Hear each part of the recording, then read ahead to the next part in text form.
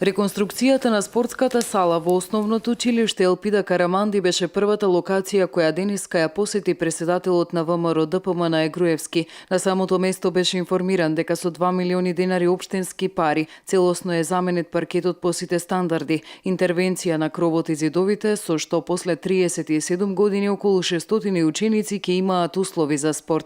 Агендата продолжи во Битолската касарна, најголемата капитална инвестиција во општина Битола, каде со околу 3 милиони евра општината интервенираше во делот на инфраструктурата, водоводната мрежа, атмосферска и фекална канализација, 3 пристапни патишта и услови за градба на стамбените и индивидуални објекти кои се изградени или веќе се градат. Груевски беше информиран од страна на Талевски дека во овој дел планирани се и куќи од проектот Купи куќа за млади до 35 години. Наредна локација за увид беше и спортската сала Младост.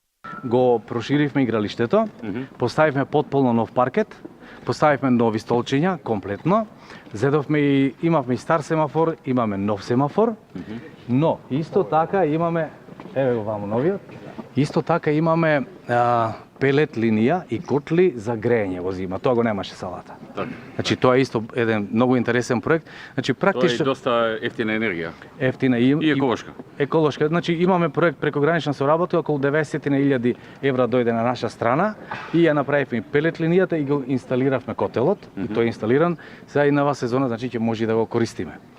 Ова е супер, продолжуваме сега да ги дотеруваме соблекувалните и од другата страна тоалетите, така што мислам дека комплетно ќе ја завршиме целата сала. Инвестицијата е некаде над 400.000 евра вкупно, со се. Имавме проблеми и со нови се. Нови се се. Гледам дека се нови. Не е како што беше пред 2 години некаде. И во бојата на Пелистер се. Зелено-бели. Да. Добро модернизирана е сега салата топе. И ги исполнува условите за меѓународни надпревари сега. Тоа и ни беше целта. И ова е сега важно, зошто го видовме и училиштето и салата. Паркетот кој што беше овде, го извадивме и го искористивме за таа сала и дел ќе искористим за уште една сала во друго училиште. А тука е ставен по-професионален. Да, по-професионален. Вижиш дека е така. Не само нов, него и по-квалитетен. Па не беше секаде паркетот само уништен, туку подлогата беше уништена. Значи тој мораше и да се пререди. Меѓутоа тука рековме што има потреба училишните сали, овој паркет ќе го префрлиме таму, а овде ќе ставиме потполно нов. И така практично затоа ви реков со еден потек направивме 3 добри нешта. Во Коле Канински очекувам негде септември, октомври да го завршиме и тој. Значи во друго училиште, а во друга спортска сала да поставиме исто паркет како во Елпида Караманди кај што бевме. Така.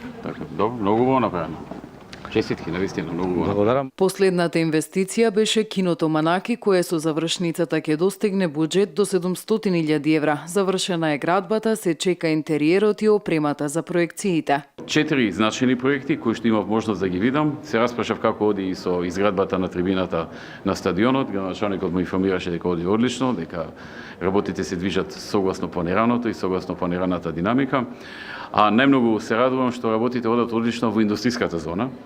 Таму општината имаше дополнителни инвестиции, затоа што индустријската зона се шири во смисла на поголем број на фабрики, односно вработени. Како што дозна, веќе компанијата Кромет и Шубер надмина над 4.000 вработени. Локации имаат земено и поголем број на други инвеститори, кои што се некои од Турција, некои од Грција, некои од Италија и така натаму, така што има огромен потенцијал.